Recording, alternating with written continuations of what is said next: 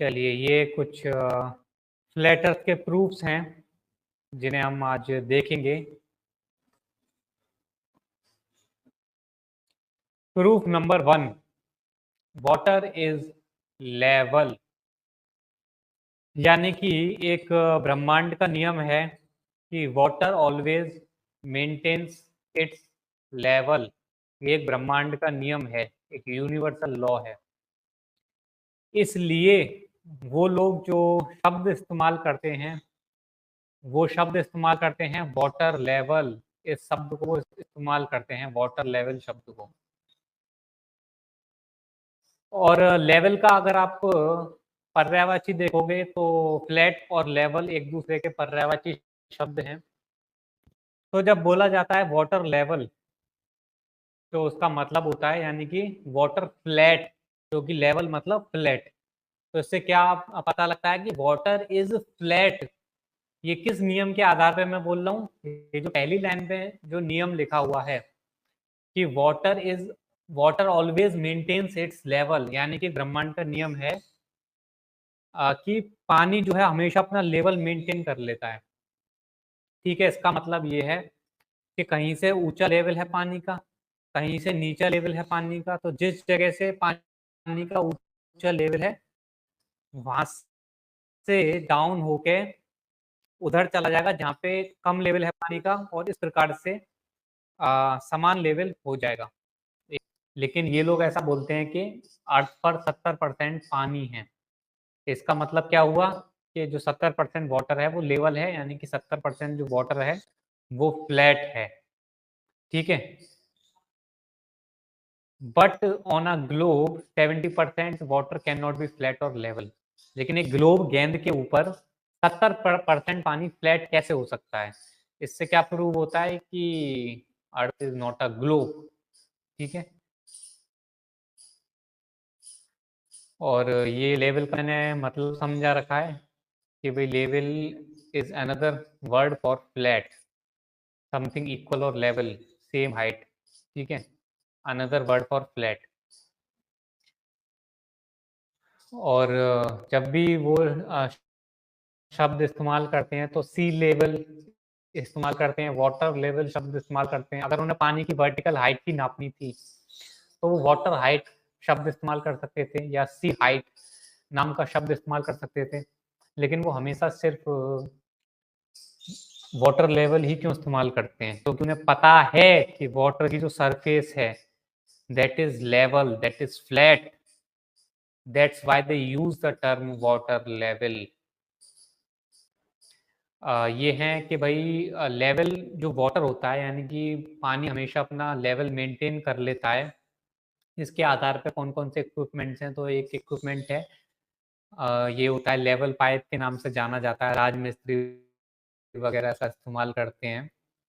इसी सिद्धांत पे काम करता है कि भाई जैसे पानी का पाइप ले लो आप, तो एक हिस्से पानी के एक मतलब एक हिस्से में जिस लेवल पे होगा पानी, उतने ही लेवल पे दूसरे हिस्से में होगा। चाहे वो पाइप को कितना भी ऊपर नीचे करो, पानी सेम लेवल पे होगा दोनों ही पाइप में। और ये पाइप की लंबाई कितनी भी आप बढ़ा दो तब भी, मतलब कितने भी किलोमीटर लंबी कर दो, कोई लिमिट नहीं है। हमेशा जो पानी रहेगा दोनों पाइप में इक्वल रहेगा।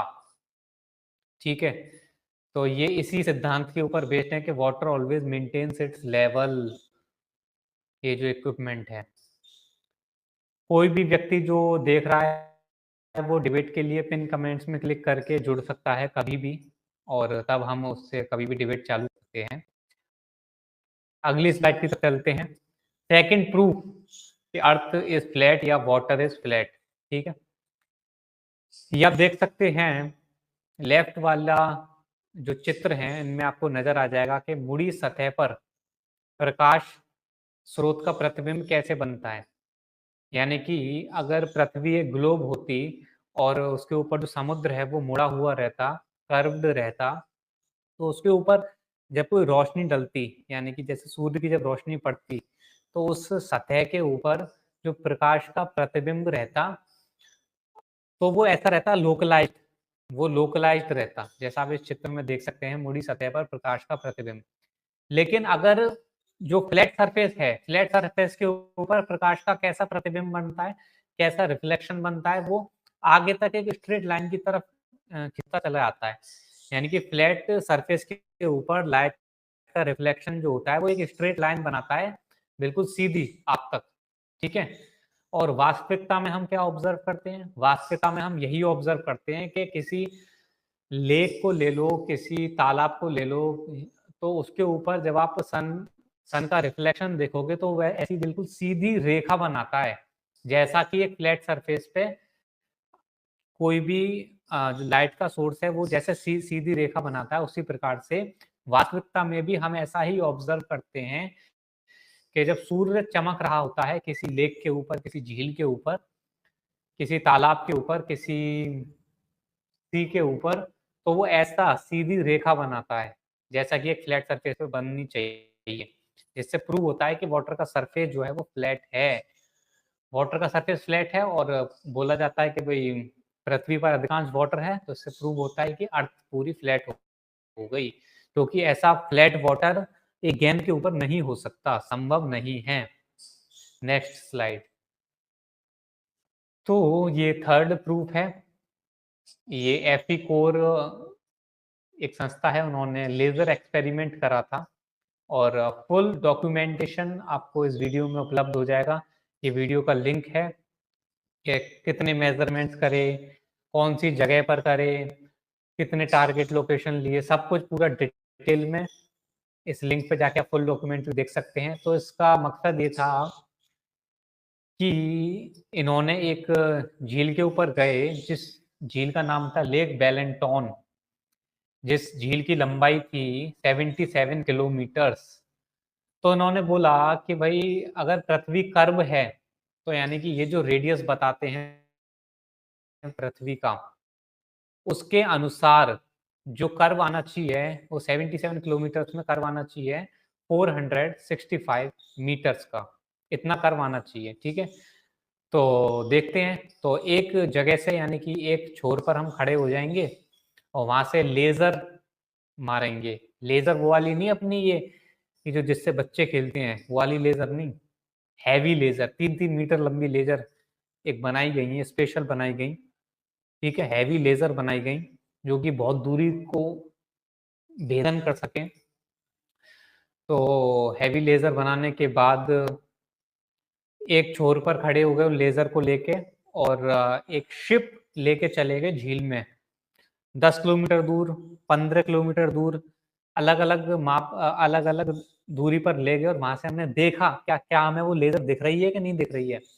क्योंकि अगर पृथ्वी ग्लोब होती तो वो लेजर हमारे सिर के ऊपर से निकल जाती। इस डायग्राम के माध्यम से आप देख सकते हैं, अगर पृथ्वी ग्लोब होती तो वो जो लेजर है वो हमारे सिर के ऊपर से निकल जाती, ठीक है? तो अगर मान के चलें 10 किलोमीटर दूर हम जाते हैं, तो 10 किलोमीटर दूर पे आप देख सकते हैं लगभग 8 मीटर का कर्वेचर आ जाएगा। 10 किलोमीटर दूर पे इनके कैलकुलेशन के अनुसार, यानी कि जितना ये पृथ्वी का रेडियस बताते हैं उस अनुसार, उस गणना के अनुसार, ठीक है?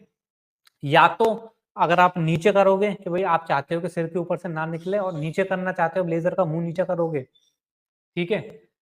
तो वो यानी कि सम बीच में जो पानी आया, पानी का जो पहाड़ है, पानी का जो पहाड़ है, बीच में जो पानी आएगा, कर्व्ड पानी आएगा, उसमें रुक जाएगी, ठीक है? तो इन्होंने करा क्या था, लेजर को बिल्कुल लेवल कर दिया था। यानी कि जैसे वाटर की सरफेस है, ये लेवल है, तो इसी से बिल्कुल लेवल करके लेजर को लगाया था बिल्कुल पैरेलल, और फिर लेजर छोड़ी थी। बिल्कुल पैरेलल लगाया था और उसके बाद लेजर इन्होंने छोड़ी थी, ठीक है? ताकि पानी के बिल्कुल सरफेस के पैरेलल को लेजर छोड़ी थी। तो उस अनुसार अगर पृथ्वी कर्व होती तो 10 किलोमीटर दूर से जब हम ऑब्जर्व करते तो लेजर 8, ये आप देख सकते हैं 8 मीटर ऊपर से निकल जाती, 8 मीटर ऊपर से निकल जाती। लेकिन ऐसा कुछ हुआ नहीं। अलग-अलग मेज़रमेंट्स करे गए। ये देख सकते हैं पहला टारगेट लोकेशन, दूसरा टारगेट लोकेशन। पहला टारगेट लोकेशन जैसे कोई 28 किलोमीटर दूर से नापा, 15 किलोमीटर दूर से नापा, तो बिल्कुल ही हमें मतलब जिस लेवल पे लेज़र लगी थी उसी लेवल पे वो मिली, ठीक है? कैमरा में मतलब उसी लेवल पे जैसे आप बोट में कैमरा लेके जाओगे दूर, तो कैमरा को तो आप 10 मीटर ऊपर नहीं कर सकते, तो हमने क्या करा था, उसी लेवल पे कैमरा लगा दिया था, यानी कि बोट पे लगभग 1 मीटर ऊंचा, पानी की सरफेस से 1 मीटर ऊंचा बोट पे कैमरा फिट कर दिया था। तो उसमें बाकायदा रिकॉर्ड हो गई थी, लेजर उसमें रिकॉर्ड हो गई थी, ऊपर से नहीं गई थी शार्प लेजर। ठीक है। और तो इससे प्रूव होता है कि भाई पृथ्वी जो है फ्लैट है। और इसके अलावा और भी बहुत सारे प्रूफ्स हैं, तो आज हमने 3 प्रूफ्स डिस्कस करे। तब तक हम एक और पीडीएफ जरा देख लेते हैं, और अगर कोई व्यक्ति डिबेट के लिए भी आना चाहता है तो वो आ सकता है, वरना जैसे ही पीडीएफ खत्म होगा मैं इस लाइव स्ट्रीम को भी एंड कर दूंगा अगर कोई नहीं आता है तो ये वेदर बैलून से लिया गया चित्र है 1,20,000 फीट से। नो कर्वेचर, कोई कर्वेचर नहीं दिखता हमें। ठीक है। और कितनी भी ऊंचाई पे आप चले जाओ, होराइजन जो होता है वो बिल्कुल आई लेवल पर आ जाता है, आपकी बिल्कुल आंखों के लेवल पर आ जाता है होराइजन, कितना भी ऊपर आप चले जाओ, जो कि सिर्फ और सिर्फ फ्लैट अर्थ पर ही पॉसिबल है, चपटी पृथ्वी पर ही पॉसिबल है ये चीज। क्योंकि पृथ्वी अगर एक ग्लोब होती तो जैसे जैसे हम हाइट गेन करते जाते वैसे वैसे क्या होता, होराइजन ड्रॉप होना चालू कर देता, होराइजन हमारी आई लेवल तक नहीं आता। तो हम कितनी भी हाइट पर चले जाते हैं, होराइजन हमेशा हमारी आंखों के लेवल पर आ जाता है, जो कि सिर्फ और सिर्फ पॉसिबल है इफ अर्थ इज फ्लैट। ये चीज सिर्फ और सिर्फ फ्लैट अर्थ पर ही पॉसिबल है। ग्लोब पर जैसे हम ऊपर जाते तो होराइजन ड्रॉप होना चालू हो जाता और हमें दिखता, मतलब कि आगे बिल्कुल ऐसा हमें मुड़ा दिखना चालू हो जाता। ठीक है, लेकिन ऐसा नहीं दिखता है, जिससे प्रूव होता है कि पृथ्वी फ्लैट ही है। और तो एक पहली चीज तो ये है, होराइजन हमेशा हमारे आई लेवल पर आ जाता है, आंखों के लेवल पर आ जाता है, और वो हमें फ्लैट दिखता है। तो ये दोनों ही महत्वपूर्ण बिंदु हैं। देख सकते हैं आप, कितनी भी हाइट पर आप चले जाओ हमेशा आई लेवल पर आ जाता है होराइजन। तो होराइजन को कर्व करने का तरीका ये है कि भाई उसके आगे फिश आई लेंस लगा दिया जाए। तो आप फिश आई लेंस लगा दोगे तो वो क्या है कि कर्व हो जाता है होराइजन। तो ऊपर के जो 2 चित्र आपको नजर आ रहे हैं, इनमें जब है कि जब फिश आई लेंस लगा दिया गया, और जब आप नॉर्मल कैमरा से खींचोगे, नीचे के जो 2 चित्र हैं वो नॉर्मल कैमरा से लिए गए हैं, इसमें बिल्कुल आपको सपाट नजर आ रहा है, फ्लैट नजर आ रहा है, और होराइजन आपको आई लेवल पर नजर आ रहा है। तो ये एक और तस्वीर, जिसमें कि हॉट एयर बैलून पे जब कैमरा लगा के बहुत ऊंचाई पे देखा गया, उसकी होराइजन बिल्कुल फ्लैट नजर आया। तो चाहे तो आप एरोप्लेन से खींचोगे तो स्काई लेवल दिखती है, अर्थ हॉट एयर बैलून से देखोगे अर्थ लेवल दिखती है, समुद्र का देखोगे तो सी भी लेवल दिखती है, इट्स ऑल लेवल। और एरोप्लेन को एरोप्लेन क्यों बोला जाता है, वो इसीलिए बोला जाता है कि वो लोग जानते हैं कि ये प्लेन प्लेन प्लेन यानी कि फ्लैट के ऊपर एयर में उड़ रहा है, तो इसलिए इसे एरोप्लेन बोला जाता है। तो सी लेवल, अगेन जो शब्द इस्तेमाल किया जाता है वो सी लेवल किया जाता है। अगर कर्व होता तो भाई ये लोग बोलते सी कर्व, लेकिन शब्द क्या इस्तेमाल किया जाता है, सी लेवल। ठीक है। और अगेन इसे मैंने अभी थोड़ी देर पहले समझाया था आपको कि सबसे ऊपर वाला फोटो अगर आप देखोगे, वो दर्शाता है कि किसी कर्व्ड सरफेस के ऊपर अगर आप कोई लाइट डालोगे तो उसका रिफ्लेक्शन कैसा बनेगा, वो एक लोकलाइज्ड एक स्पॉट बनेगा लाइट का। ठीक है। और जबकि अगर आप एक फ्लैट सरफेस के ऊपर लाइट का रिफ्लेक्ट करोगे तो कैसा बनेगा, वो एक स्ट्रेट लाइन बनाएगा आगे तक। ठीक है। और हम ऑब्जर्व क्या करते हैं, हम ऑब्जर्व करते हैं, ये नीचे वाली तीसरी तस्वीर के अंदर दे रखा है कि जब आप किसी झील के ऊपर जाते हैं और वहां पे सनसेट देखते हैं या सनराइज देखते हैं, तो आप देखते हैं कि उसकी जो रिफ्लेक्शन है सन का, सनलाइट का, वो ऐसा सीधी रेखा बना रहा है आगे तक, सीधी लकीर बनाता हुआ आ रहा है, जो कि सिर्फ और सिर्फ हमने देखा था कि भाई फ्लैट के ऊपर जब आप कोई रोशनी डालोगे फ्लैट सरफेस के ऊपर तो कैसा बनता है, तो सेम वैसा ही दिखता है हमें। जिससे प्रूव होता है कि वाटर की जो सरफेस है वो फ्लैट है, flat hence proved water is flat and hence earth flat. और ये अगला, ये एक स्क्रीनशॉट है जो गीता प्रेस गोरखपुर प्रकाशक हैं, उन उनके एक श्रीमद् देवी भागवत पुराण आता है, उसके अंदर जो हिरण्याक्ष हिरण्याक्ष वाली जो स्टोरी है कि जिसमें बताया जाता है कि वारा भगवान ने कौन सी पृथ्वी उठाई थी, तो ये लोग बोलते हैं कि गेंदाकार पृथ्वी उठाई थी। तो जो वर्णन आता है उसमें उसका जो हिंदी अनुवाद है वो मैं आपको पढ़ के सुना रहा हूँ। तो इसमें पृथ्वी के संबंध में कुछ चीजें दी गई हैं। गीता प्रेस गोरखपुर और पुराण का नाम है श्रीमद् देवी भागवत। तो इसमें आप देख सकते हैं, कश्यप के पुत्र दुष्ट दैत्य हिरण्याक्ष ने मुझे चुरा लिया था और उस महासमुद्र में डुबो दिया था। उस समय भगवान विष्णु ने शूकर का रूप धारण कर उसका संहार किया और मेरा उद्धार किया। तदंतर उन वराह रूपधारी विष्णु ने मुझे स्थापित करके स्थिर कर दिया। कैसा कर दिया? स्थिर कर दिया। स्थिर मतलब नॉन मूविंग, नॉन रोटेटिंग। स्थिर, स्थिर मतलब नॉन मूविंग, नॉन रोटेटिंग कर दिया। तो ये नहीं बोला कि भाई घुमा दिया, जैसे अगर पृथ्वी घूम रही होती तो वो बोलते कि भाई जैसे मेरे ऑर्बिट में मुझे स्थापित कर दिया, मैं घूम रही थी तो मुझे घूमता हुआ वहां छोड़ दिया। ये नहीं बोला, क्या बोला? स्थिर कर दिया। ठीक है। तो भैया ये जिन ग्रंथों के अंदर भी यही दे रखा है, अगर आप ग्रंथों को मानते हो, हालांकि मैं ये नहीं कह रहा कि ग्रंथ में लिखा हुआ तो इसलिए आप मानो, ग्रंथों में भी ऐसा ही लिखा हुआ है। ठीक है।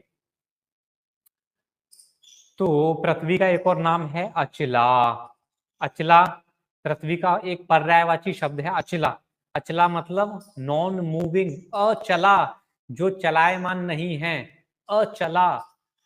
तो अगेन पृथ्वी का एक और नाम अचला, नॉन मूविंग। पृथ्वी स्टेशनरी है, नॉन